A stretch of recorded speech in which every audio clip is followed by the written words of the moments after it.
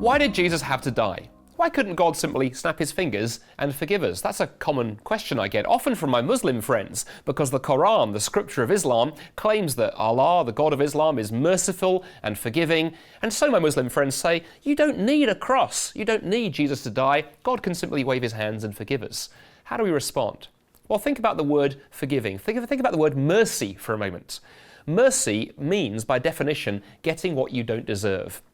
If I'm hauled up before the judge, convicted of a crime, found guilty, but the judge exercises mercy and lets me go, well, I haven't got the punishment I deserve. The mercy of the judge has been exhibited at the price of justice.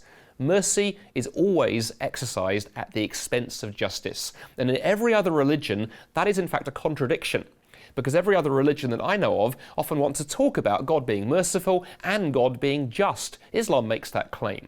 But if the God of the Quran just simply forgives us without punishing us, if there's no payment for our sin, then he may have been merciful, but he hasn't been just. And there is a contradiction right there in the heart of the religion. And that's true of every other religion except one.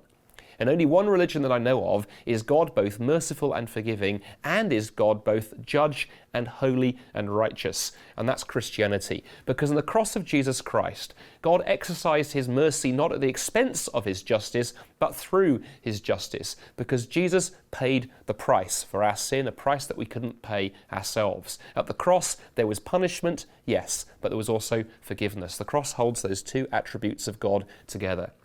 You see, if I lend you my iPad and you bring it back to me and you've broken it, and I say to you, don't worry about the fact you've broken it, don't worry, I'll deal with it. And you walk away, you've been forgiven, I've shown mercy, but there's been a price. I've had to pay the price. Whenever there is true forgiveness, whenever there is real mercy, somebody has to pay the price. Only in Christianity does God pay that price. At the cross of Jesus Christ, God paid the price. Jesus, his Son, paid the price of his life, that each one of us might know true forgiveness and true mercy, but not at the expense of justice.